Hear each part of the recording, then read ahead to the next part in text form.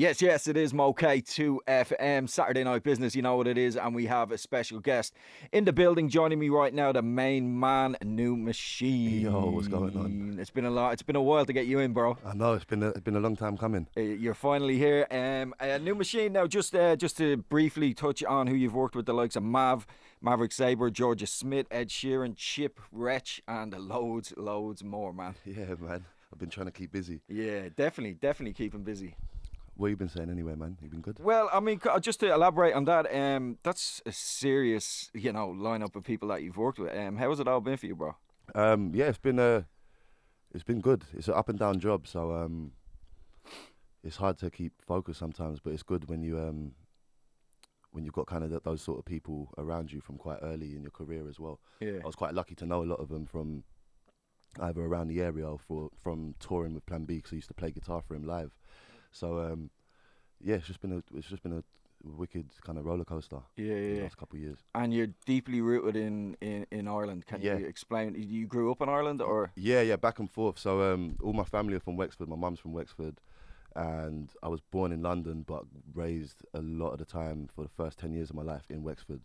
And a lot of holidays, any holidays that you'd get from school or anything like that as well. There was a big amount of years that I was just always back and forth, and pretty much half and half kind of. And is that where you met Mav? Yeah, so up in Wexford? Yeah, I met him when I was around 15, 16. He's from New Ross, which is only like 15, 20 minutes up the road from me. I'm in the countryside. Yeah. In Welland Bridge, basically. So we've known each other since we was about 15. Yeah. Jeez. Yeah, long time. And can you talk about some of the music that you've worked on with Mav? We've got a weird little history, because obviously he's originally a hip hop artist first, like a rapper and a producer. So yeah, he definitely is. Yeah, there's a lot of random stuff we do that people don't really expect, just hip hop collaboration wise, because I guess people in England and for the last 10 years, I guess, have just known him as a soul singer, whereas not a lot of people might know his Irish history and kind of the build up to what made Maverick Sabre before he came to London, kind of thing, which was the Irish hip hop scene. So 100%. I remember him coming in slaying everybody when he was 15 years old, and he was showing up to everything. There you go. Bodying everybody. Yeah, and then he showed up one day with a guitar and he was singing, and I was blown away. I was like, jeez. Yeah. And the rest is evolution, man. Yeah, the rest is pretty much history. And you're here in Ireland now. We got to hang out a bit just before Christmas. I haven't seen you over the new year, but I know you've been extremely busy. And I don't think I've seen this before, where a UK producer has dropped everything and fully committed themselves to the urban scene over here, which you're doing at the moment. Can you explain that, and why Ireland and why right now? I think why Ireland, because it's always been, I wouldn't even say a second home. It's just always been a home for me. I've just got two bases, London and Ireland. It's always been. Yeah. If I come here for too long, I get into that sort of mentality, Wexford mentality or city mentality if I'm up in Dublin, and I kind of easily adapt and just feel like I don't need to go home. Kind of. That must be nice. Yeah, it's you're good. Just like, it's do good. what I want. It's good to have a mix of the both, because it's cool to just have countryside for a little break off, and it's cool to be in London, but London can get a bit too moody and overwhelming music wise, because there's so much everything. Like even just walking on the streets if you're in West London and stuff, just 100 mile an hour. Yeah, it's very intimidating, London. It's so big, like, and over here everything is just 5 minutes away. Yeah, it's all accessible, and everyone still complains in London, it's 20 minutes away. So that's only up the road. Yeah. You know what I mean? But Ireland. What sparked it for you? Like, what did you just say? Right, I'm fully committing myself to this scene now. The change of attitudes with people putting a glass ceiling. Well, not people putting it over themselves, because I guess the first wave of hip hop rappers had a glass ceiling. Yeah. The accent hadn't been broke nowhere before. There wasn't any money in it at all, and a lot of people were just doing it out of passion and love, and a lot of stuff wasn't kind of surrounded by an industry or a business model. So you could still say it's kind of that way now. Yeah, the infrastructure of the whole scene. Yeah, but because these kids have websites that are accessible to them on their phone or their laptop now, where they can just upload music, whereas the older artists didn't really have that. So they was kind of like, we need a record deal to get songs on iTunes or whatever. And because there wasn't record labels really investing, I guess there's a lot of rappers over here that did kind of just give up, because there was no you didn't really see any way out of not being supported by an industry. So, but the difference That's why a lot of people leave. yeah, Yeah. there you go. Well, yeah, that is another conversation as well, why people leave and stuff, and rather than kind of building. But I guess now that the Spotify is here, these kids are doing some numbers by themselves, and that eventually forces the industry to kind of change and kind of follow them, because they kind of start to create culture by themselves, and they're not dominated by labels picking and choosing what should be cool. They kind of just tell the country what's cool now. So that's the difference. And I think there's going to be more people like myself and other people around the industry that might not even do music. They might just be setting up venues or whatever. But I see a lot of stuff that's going to probably start happening in the next 5 years, 10 years. It'll be a slow build, but there's a big difference. I've been hearing that for a while, bro. Like I'm deeply rooted in this scene for about 15 years, and every year I hear the same thing. Oh, in the next 5 years it's gonna pop. Next 5 years it's gonna pop. But I think in 2019 it did. I think it was the best year yet. 100%. It was definitely the best year yet. With the likes of Versatile selling out the Tree Arena. 100%. Again, kind of. I'm not sure of their specifics because I'm not like close with them to chat to them. But it still looks like independent artists that have just grafted for 8 to 10 years and kind of forced the industry's hand. Do you know what I mean? I mean, what Versatile did without no radio play, nothing like charts. It's amazing. Literally just internet kind of hype, and I guess just building their gigs bigger and bigger until they got to the point where they're doing festivals and creating that sort of demand. Yeah, how are you rating them with the whole comedy thing? Do you think it's an act of like a parody? Do you think it's like a Big Shaq type thing? You know, man's not hot, or do you? It's weird because in England, I'd consider it 100% a novelty act, but English people don't have the crack. Don't have the crack because there's a different type of comedy and banter in England. But I think naturally the Irish are known to be quite funny anyway. Yeah. So I think it's in their character to like take the mick. Do you know what I mean? So I just see kind of Irish banter on a track. I get why anyone else would call it novelty, but I'm not sure if they're trying to be nobody a really really knows. hard hip hop act, and I guess they're smart because they're keeping away from the likes of these interviews. Little bits of promo where people can kind of pick away what's kind of cool is the mystery, and I guess they have something that the older big artists used to have, which was mystery. You couldn't they weren't accessible online. You couldn't ask Michael Jackson when was his next album coming out on Instagram. Do you know what I mean? Yeah. I just kind of I like the fact that they're unapologetically Irish and they don't give a shit. That's the main thing, and I guess because in the scene right now, because I think the scene, I would say it's still in its infancy. Yeah, there's a lot of spoofers. Like there's a lot of people spoofing at the highest level, and they're getting away with it. Yeah. But if you like, you know, with people with the accent thing over here and shifting different accents, like you wouldn't get away with that in the UK or in the US. You'd be called out straight away. Yeah. But here, it just kind of seems to. Nobody's really challenging it, and I say that as in people are just, how could you say, like not being themselves. Whereas Versatile are, and it's proof that they're selling out arenas, and the people that aren't being themselves are just kind of like floating. Well, that's why I always tell people you kind of have to ask. People can get angry at some of these acts coming through, but I always have to sit back and say, why is it connecting? And sometimes it's just little simple things like people watch their videos and think, oh, that reminds me of my mate or me, or it's relatable. Do you know what I mean? And it represents Irish people to a certain extent. Do you know what I'm saying? So that's why it's going to connect with little kids and people that want to come to the festivals and stuff like that, and even older people. I've got a lot of my mates that are they're cool. They like it, and even if it's just because they get on the session. And like a couple drinks and whatever, and just they stick it on, and it's just a bit of a new buzz. Do you know what I mean? Rather than, and it's kind of like a new genre. Like no one's really touched dance and rap kind of successfully for a while, and they've found this weird way of doing it, and being funny. I know on the new Mango and Matman, they definitely experimented with you know, old school dance music and hip hop. Did you have a listen to that? Yeah, definitely, and a lot of it's kind of like garage MC, a lot of garage MC vibes, but again with this unapologetic kind of Dublin accent. And Ireland's always liked dance music, especially a little bit more, or maybe not a little bit more than UK, but there's always been something here where I notice people gravitate towards dance music as much as they like hip hop, because Ireland kind of has a story to tell and a bit of a pain anyway. So I think everyone kind of likes hip hop over here naturally. But there's always been a love for dance music, even down in the countryside and wherever. I think people have always like, even me, I just call it deb music or like disco music or whatever over here. But they've kind of managed to just merge kind of the best parts of Irish culture growing up, kind of. Yeah, you know what I mean? True. So yeah, it's a good thing. Yeah, I would have liked to see them get the nod for the Choice Music Prize. Yeah, it's like the highest kind of prize you can get for an album, but they didn't get a show. Well, they didn't make it. Bit by bit, progress. I know. Like, I was actually happening. disappointed to see that Mav's album didn't make it on there either. You know. Yeah, but he's starting again and building as well. That's his first independent album. In my opinion, it's his best album. Yeah, definitely. It was the most him. Like, he produced a lot of it for the first time.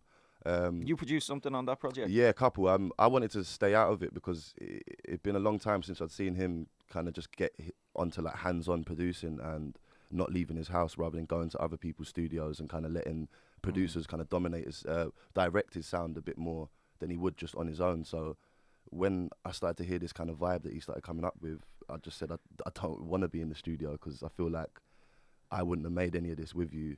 Wow. We would have made good music regardless, but I couldn't have made this crazy stuff that was kind of locked in his head for the last 10, 15 years. Yeah. So it was good to see. But I did a song called Glory. That's like one of the most Irish tracks we've both ever produced or made or anything. His dad's on that one as well. Yeah, right? and the end singing as well. And it's a kind of a special one all round. We played like spoons, banjo, and all these like old instruments that we never really used to touch. That's crazy, man. And then I helped him with a track he made with Chronics called Her Grace. Big tune. Thank you, man. Big tune. What else was there? Mile Away is another kind of like album track, but it's dope. Guns in the Distance. Do you have anything to do with that? No, I wish. Yeah. That's the main one that everyone likes, and I'm always like. Did he do that one himself? Did he? No, I think.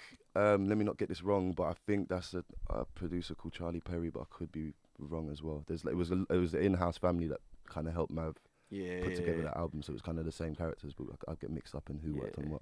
For me though, that's Irish album of the year. That and Casual Work. Yeah, which Mango and Madman. Yeah. I like the cover of their one as well. Just minimalist and kind of sticks out. They gave me a copy of it the other day. Shout out to Madman, signed, and it's green vinyl, I think, or yellow. Yeah, it was pretty. It's pretty cool. It's good to even have just stuff on physicals because stuff's so digital nowadays. I think it can make you a little less attached to music when you're not.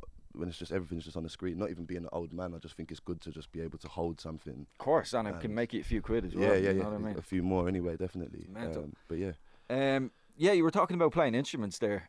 What do you play? What instruments do you play? Well, first, you play everything pretty much. Yeah, kind of. Just whatever I can kind of get my hands on. Guitar was my first instrument that my granddad and my uncle over here taught me how to play. Yeah. Which is another reason why I think I'm so focused on doing the music thing out here as well. I think it makes my family proud for one, and I think my whole musical kind of journey started in Wexford, with me learning all my instruments kind of over here. And a lot of people that nurtured my talent were mainly over here as well. As much as my mum and dad supported me while I was doing it, there was even if it was just like my cousin's ex-boyfriend, he played guitar. He used to sit and teach me Queens of the Stone Age songs, and my uncle was like some cool kind of rocker, so he taught me Nirvana songs and gave me like Prodigy albums and Rage Against the Machine for like my first albums ever. I never got into Rage Against the Machine. Oh man, savage, I know, everyone talks about them. I just find it insane. I just find it like noise. Yeah, I get that. But if you're not into the whole kind of rock thing, it is just noise. But coming from like listening to rock, it kind of bridged the gap for me to get into hip hop even more as well, because it was hip hop and rock, so I kind of needed them if anything. But there's just everything from that to like folk music and whatever trad music my grandparents used to grow up on. So literally just kind of like so you're all around. You're well seasoned musically. Definitely. But the main focus right now is, I don't even like calling it the Irish hip hop scene, the music scene in Ireland. You feel it's just from the vibes that I get off you. It's you're more like, I don't want to say you're like Puff Daddy coming in, Puff Daddy. But you know what I mean. You're I coming wish I had his money, and you're bringing everybody together. You're in the studio 24 hours a day. Yeah. Name some of the artists that you've been working with recently. I think. Well, I've been connected to a few artists over here for a while anyway. Like say Lethal Dialects and Rob Kelly's. I've known Mango for quite a long time now, probably like 8 years maybe. Really? Yeah, just from like when I used to come over here with Plan B, when I used to tour with him. Yeah. And Maverick was kind of basically coming up exact same time. Ah, okay. We'd just catch each other everywhere, and like if it was I an know, I'm after surprised party, I never met you back then. That's what I'm saying. 'Cause I used It's to see literally Mav all this the trip. time. Yeah, Yeah. and Mav's been talking about you for so long as well. And Yeah. just me following the scene over here, I've always known the key kind of characters and the people that have kind of lasted and still here. Do you know what I mean? Yeah, man. Which is important. And I respect it a lot again, because there's a lot of people that are doing a lot of stuff for the love over here, and I think I relate to it. And I think while I've been in London for so long and stuff's kind of so successful there now, it's hard to find people with a certain hunger, because I'm still a music man. You get lost in all that kind of money and creating singles and all of that stuff. It gets boring. I have been lost in all of that, but you kind of lose a little spark as a musician, and then you stop being excited about stuff. And I questioned in the last few years quitting or doing something else, because it just wasn't exciting no more. I didn't feel like how I used to feel when I was a kid. So I think coming over here has kind of given me a new lease of life creatively. New flame. Yeah, and there's just a lot of people over here that I just get on with, and they're willing to learn quick, and there's just a different buzz over here. I know. I remember talking to you like just before Christmas, and we were talking about how, like, look at the success of H, the Manny accent, which was kind of frowned upon in hip hop. You never really heard it. Now it's thriving. Yeah. You've got like Lady Lee Sheeran, you've got, you know, Mist from Birmingham. Everywhere it's popping. And we were saying that Dublin has to be next. Yeah. There's no other way around. But even that on the accent front, those accents have been kind of drip fed to people for 10 years at least, from the first wave of grime. So when everyone says to me over here, people have always been saying 5 years. It was the same in London until the last 5-10 years. Yeah, no, true. You know what I mean? There was so many little incubation periods and baby periods and like first steps that we had. I think everyone saw the fruits of like London's hard work overseas, and it's kind of like that overnight success thing, but it took 10 years for the scene to kind of look how it does, and all the same problems. 10 years here, man. Yeah, well, even if it does, it just kind of does, because the thing is, like Lethal Dialect said it to me as well. It was an expression I liked, because he said a lot of people are still kind of dealing from the hangover, like the first wave of musicians, managers, DJs, everyone put so much of their whole life into it, and to a certain extent didn't really get all the love back that they were supposed to. So there's a lot of people that unfortunately aren't going to get all the kind of rewards that these kids are going to get, but you guys kind of set it up, which was just as important. And I think it's just about people like me, at least, kicking some other people in the bums, cause I can't swear, but to kind of make them celebrate and learn about the people that made this even possible for them anyway. Even if they didn't become big stars, they should be celebrated. Like we have Kalashnikovs and Skinny Mans who were big when I was young, like 15 years ago, and even before that they were probably making music. And there's some OGs still floating about. Like, I don't know what Wiley's playing at the minute, going at Stormzy, but it's entertaining. He's making the scene make money again. Yeah. Grime scene was quiet, and kids love stuff like moments like this, because they need moments as much as they need just like they can't just have songs all the time. It gets a bit, we need some excitement, whether it's Tupac and Biggie beefs or Suge Knight and Pac and so on. And not Suge we Knight, need Pac, more of that here. Suge Knight and Diddy. Yeah, but more beefs. We just need it. Just like natural stuff happens, because again, it's kind of like a sport, and people treading each other's toes, and that should happen. I don't think anyone should try and push or perpetuate it, but if it happens, I will. No problem. Yeah, no problem, bro. I was hitting for him not to, but it's just there's a lot of talks about this scene that have been kind of back and forth, and a lot of stuff that I've had to kind of repeat over the last month. And the main thing is I'm like, again, I'm not here for money. I'm here because I kind of see a repeat of the same thing. And remember that kid we were talking to in the studio? I forget his name. AC? Yeah. Do you remember that conversation we had? Yeah, we had a conversation about accents. He just dropped a video. Yeah, and he took in a lot of the information that we kind of said talked to him. About in that. There's just a way to kind of talk to these, because I don't want to get into the. I know. We need 3-hour conversation, like a podcast, to get into man. the depths of it. But whether people agree with me or not, I'm kind of a mixed race person that's grown up with a really white Wexford family and a lot of black culture from London. So I'm very in the middle, and I'm proud of being either side, and I'm proud of kind of backing up either side as well. And because you can switch on the Irish man. yeah, if I want to start talking like that, and you know what I mean, do you know what I mean? Because switch it up quickly. But there's still a big convo about integration here. Integration is still going on in England. There's still people kind of finding their feet, and there was the same problems in the English music scene when we first started. Not problems, but like problems in kind of grasping being English as a black guy when your parents are from some different place. You grow up in your house with a different culture. You go around your mate's house, it's English culture. And then the confusion of kind of, do I hold on to this heritage that I haven't been born into but is me and it is my blood, or do I carry on this kind of new heritage which is like I'm a black man in England, and it's a kind of confusing thing, and what you keep and what you don't keep. And eventually I think a lot of English kids are kind of just, we do both, and that's what the new English accent is. When everyone says wagwan, white people say it, it's every nationality says it. And I think a lot of people that are from the outside think the whole country's gone mad and kind of speak Jamaican, but it's more of just a new kind of London language of, and that's essentially what's going to happen. And essentially that will happen here. And it is happening, and I think it just needs a couple key characters like Danya, AC now that he's made the switch, Dubzino, Scriptar, and a couple other people to just kind of be unapologetically Irish, be cool, have a lot of new twists. And if you're using English slang, that's cool. We use American slang. A lot of Irish people use the English slang. It's cool. It's always been that way. That's we half of our whole, we do hip hop. It's an American. I think a lot of people in England run away from saying that grime is related to hip hop. They try and say that it's all these other cultures, which it is, but it's still was essentially inspired from hip hop. Do you know what I'm saying? So so back to some of the names there that you just mentioned. Dubzino, the Scripters. You're working heavily with them. You're working on joint projects with quite a lot of them. That's the main thing that you want to promote today. Would be the EP with Slick Bullet and Dubzino. That's the thing we're kind of working on and been working on for the past month, like non-stop, no sleeping, like 30-hour days.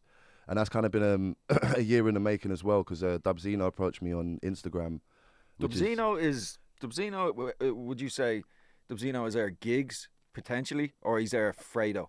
He's along that real street kind of Dublin rap. For the sake of industry, I'd say, I hate doing the whole, because it took us a while to get out of like, we got the English Drake now, and we got like the English Kanye, and I'm like, it's still like romanticizing these other people. I think we just need our own believable characters. But in essence, that's what you mean. It's like our first believable kind of hardened Irish character who's got the kind of blend of both, because he lived in England for a while as well, so he's kind of got that kind of vibe from his friends over there. So he's kind of the first of his kind. And I think Scriptar also, being 18 years old, but he's got quite a grown man head on him, and his bars are very I think when he came in here then, that man, he must have only been 15 when he was in here spitting. I just couldn't believe it. He was like, just a lot of hunger, a lot of hunger. And he has young parents as well, so he grew up on a lot of good music that me and you grew up on. A lot of these, funny enough, a lot of these young kids in Ireland that are doing drill or doing anything else, some of the references they use are still quite old school. They're still quite up to date on old music. Even AC referencing Led Zeppelin and Stairway to Heaven and stuff like that. I was actually impressed, because kids in London don't know what a Led Zeppelin is. Do you know what I mean? Never mind who. So that's kind of cool. It's kind of cool. But just people like Daniel I've been working with a lot. He's another sick artist connected to Versatile. I've been kind of floating around the rest of the country. Limerick, there's some guys called Strange Boy, Citrus Fresh. You've worked with Jafaris. Jafaris as well. He's been back and forth to London quite a lot this year with the little success that he's been having with Joy Crooks, another artist over there who's half Irish, and she's on the kind of come up. She's been nominated for some Brit Awards and stuff like that. They both did the video over here in her grand's house in, I think, Cabra or somewhere like that. I might be wrong though, but he's been back and forth a lot, so we've been able to kind of grow a good relationship, because he can actually come to my studio in London. So he's been coming there and having like 2 days, 3 days no sleep as well. So we've got a lot of music ready. And I've heard a lot of the music that you have coming out. Like you got to hear a couple sneak peeks, and crazy, Yeah, bro. man. And you're working with all the upcoming artists as well, like Panch and Yeah, you know, Panch. I only just heard about Panch. I went to. I was with Slick Bullet at his house. He said I got to go do a video shoot quickly, and I went there and I just chopped instantly. it up from there. I just instantly liked him. There's something about him. Yeah. Still needs a lot of work, but his passion is. He's is hungry. different. Yeah. It's different, man. Like some of the dreams can be a bit too big, but it's cool. They're supposed to be big in the beginning. Do you know what I mean? So yeah. There's a lot of characters I like out there. I go mind dead when I try and think of them, but even just the people I've worked with, Reggie from. In fact, I don't know what group he's with now, but Reggie's Cold Cubes, all of those sort of guys as well. I like the whole scene, and even the parts of the scene that people complain about or don't like, I still see it as like a growing scene. A lot of them are still kids.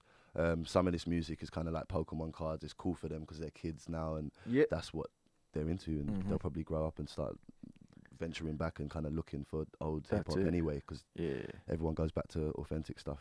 Yeah. At the end of the day. So when is the EP gonna drop with Dubzino and Slick Bullet? So we're still got a couple more songs. We're still like kind of I'm throwing them in the deep end a bit and taking them out of their comfort zone. We've got like a lot of songs that I know we can naturally do, kind of the street ones, but I've been trying to just experiment with them. I think Island needs I heard you got Dubzino singing. Yeah, and he sounds to be fair, he got himself singing.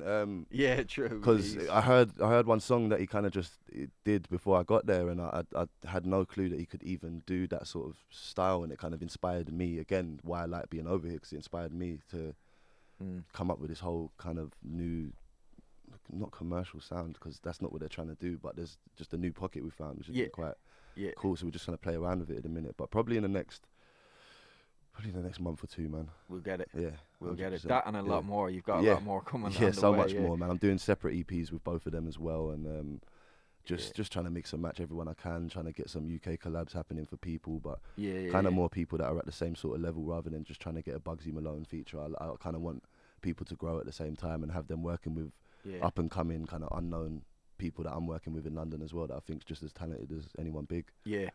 Well, it's refreshing and it's great to have you over, man. You're a serious talent, and I really like what you're doing with all the artists that you're working with. Thank you for having me as well. Who do you want to work with? Is there anyone like based in this scene that you're like, I need to get them in the studio? There's been a lot. I was supposed to work with so many more people, but I've just this project with Zeno and Script has been taken, and Slick Bullet has been taking a while longer, but I'm interested to try and get in with Versatile, just because I haven't worked on anything like that before, and that'd be interesting. I'd like to see how it go once we have a couple convos and stuff. And again, I kind of respect even the little video they put out the other day. I know a lot of other people are kind of I don't know, just touchy, but they've got this punk element to them as well. Do you know what I mean? They're trying to annoy a lot of people or create a lot of controversy. Kind of like that Sex Pistols. That's what I said to someone last night. I literally said it just reminds me of that anti-establishment. That's type. it. Like, and now it makes a bit more sense to me on like the whole taking the mix sort of vibe with them. We just got to wait and see. Like, I think people have only just heard about them on a commercial level, so people haven't seen the kind of the graph they've done and evolution they've done for the last 10 years as well. But I'm still excited to see where they go now as well. Man, just to see, can't judge it too early with anyone. They could probably do the Aviva Stadium next if they wanted. The sky's the limit, do you know what I mean? Literally. Even if they've done somewhere like 4 days in a row or anything like that, do you know what I mean? Slane Castle's still up and running, I think so. Know what I mean? Slane Castle, that would be the one. That's the shout. And a big important thing is, no matter if there's mixed messages about them, I think if they're winning, everyone else is winning, and they're opening doors that haven't been opened. There's a lot of people listening to whatever type of hip hop you want to call them. Well, they made history. Before. Nobody's ever sold out the Tree Arena hip hop boys in this country. That's it. So, and they brought Costello and Danya and a load of other people that might not have ever performed there, especially. I say Costello because of the type of music, and he's an amazing rapper, one of the best rappers this country's got, whether you listen to boom bap hip hop or whatever hip hop he makes or not. So for him to be not only on that stage in front of that sort of young audience and their sort of audience, is just like, it's only can be a good thing. And, sky's the limit, man. And that's it, literally, that's it. Sky's the limit. Yeah, man. Do you see don't want to get too deep, but do you see like your future in Ireland? For me, or a future? A future for you, like long term. It's already kind of happened, I think. Really? Even me meeting Mav, I think, was always going to come round, both of us full circle, coming round to being back here and kind of like learning how London did what it did. And I think that's why we're using ourselves as kind of like a bridging middle ground for everyone. Like when London's ready, we're kind of the not tastemakers because it's a bit. You can say it. Yeah, but people, I guess, me and Maverick worked on a lot of good music and a lot of good artists and kept it to a certain standard for so long that there's a certain amount of people that will trust us musically. And I think as soon as we already have been feeding the Irish thing. That's another thing people don't see over here, that me and him have been flying the flag in London for so long. That just planting seeds everywhere, that I think that's also helping kind of bridge the gap. But I'm more focused on people just doing what London did, but over here, and kind of keeping it in-house and growing the scene. I know some people have to go away to come back a bit bigger, but I think the same things can happen here. There just needs to be a few more venues open. Labels need to start engaging once they see that people can make money. Booking agents will start engaging once people's gigs get bigger. And it's kind of it is kind of happening. Yeah. I don't mean to keep bringing up Versatile, but you know what I mean. They're the main. Like you can't not. They should be celebrated because they are again kind of showing people how this industry is gonna kind of be kick-started off. And I think even them having the booking agent they have, I think all of it proves that people are kind of looking at this scene of young people now and saying, okay, maybe we should stop playing. And I love Kings of Leon, by the way, but maybe we should stop playing Kings of Leon on daytime radio, a song they released 10 years ago. Yeah. People still playing Sexes on Fire on A-list. Massive tune, but let's create our own Sexes on Fire from our own artists. Oh, you mean outlets, radio-wise? Yeah. Do you know what I mean? But obviously people have to start cleaning up their act a little bit, learning about a radio structure. Edits. And maybe just not swearing before they record it as well, and just all of that sort of stuff. But it will happen. I come from experience, and I'm going to teach a lot of these people everything that I possibly know. I've drained myself, I've even turned skinny, giving people all the knowledge I have in the last month, sitting and having I had 10, 15 hour even me and you had like a 6-7 hour convo non-stop till like 6 in the morning. Yeah, we definitely did. I bought you a breakfast roll as well. Yeah, there you go. And I took you around to the Chinese in Dunnycarney as well. That's what I'm saying. I've been all over the place. Ballymun, Finglas, Raf Mines. Like I really needed to. You weren't feeling that Chinese though either, wasn't? Because a lot of people say the Chinese in the UK is terrible. Yeah, it's terrible. But you didn't like the one in the Golden Grain in Dunnycarny. It was better, but it was still had that like plasticky rice. I can't even, it goes hard after like 5 minutes. But when you're hungover, you can't get a spice bag in the UK, can you? No, they don't exist. Have you had one here yet? No, I was gonna get one nearly the other night, but I just still haven't. But it just sticks out to me now because so many people said it, so it's just in the corner of my eye in every menu. But taco chips I can't get either in London, so every time I come here I just live on them. Taco chips from Abracadabra. Yeah, especially, and everyone looks at me mad, but it's beautiful dirtness. I just love it.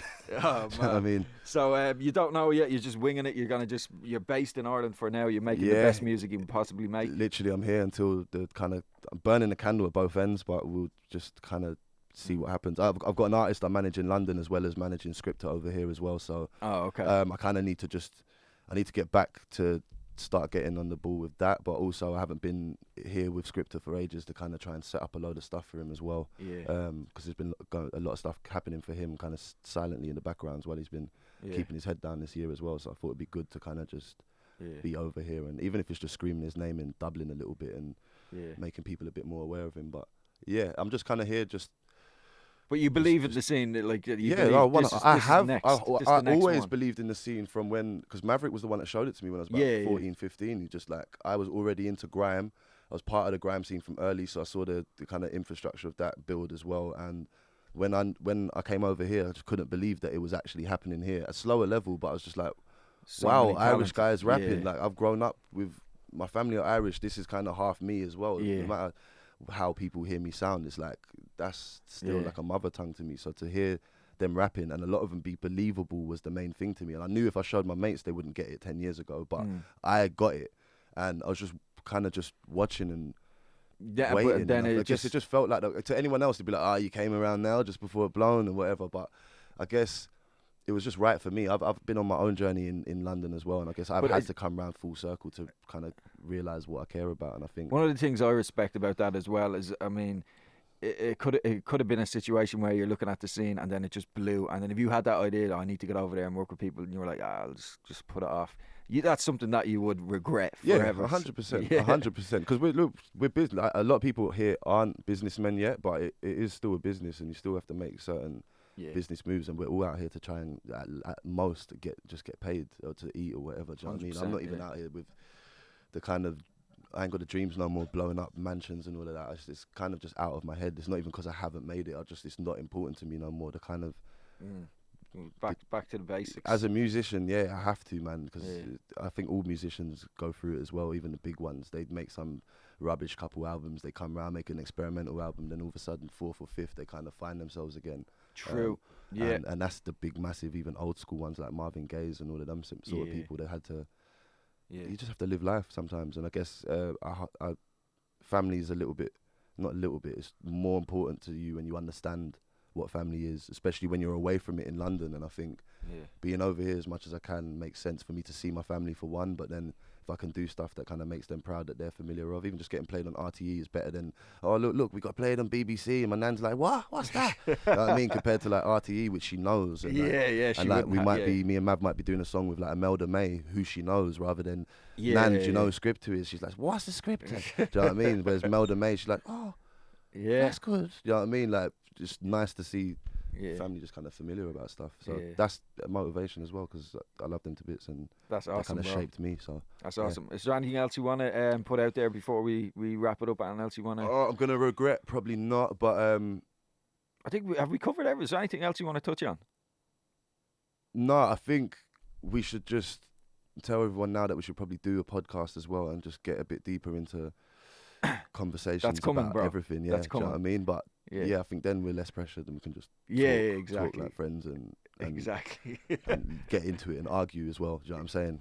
We've done that. We can edit it afterwards as well, so it's cool. But but it's good. It's good. It's passionate. I think I didn't want to. I wanted everyone here. I'm gonna be the most uncomfortable person in the room for a while, because I'm the only one that kind of feels the way I do in the room. Everyone's kind of arguing against me. Who's this guy? It's like not even that. I just mean even just the mentality of, I believe in people more than they believe in themselves at the minute. Even though people like what's going on in the scene, they're still like, but Ireland's not big enough and this and that. And I'm like, what? It is. Well, if anyone would know, you've seen it before. But it's hard to show people. I have to show people. I can't just keep saying it, because some people have been grafting out here for so long. Even like Lethal and Dialect and Mango, they'd always say to me, look, when you get here, you're going to understand. And I kind of didn't. I kind of did think it was a bit easier. And like, now that I'm here, I'm like, you know what, it's going to take some convincing. But the only way I'm going to convince people is kind of by showing and proving. And even with Zeno and that, it's like, I said a lot of stuff around them, like, mate, I could get Mav on the song. Not just to anyone, but I know Mav's a fan of Zeno. And I think to them at first, they were kind of like,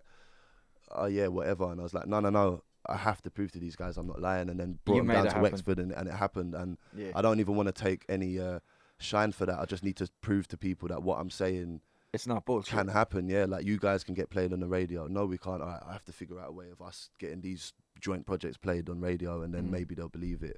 And collaborations and bigger gigs and whatever. I think we just got to be here and be patient. That's it, bro. And sky is the limit. Yeah, 100%. And we shall see where we are in 5 years' time. We might look back on this and laugh. Well, I reckon everyone's going to be richer and happier. And that's it. Hopefully, anyway. All right, New Machine 2FM. It was great to have you in, bro. Thanks for having me, bro. Nice one. Nice one, bro.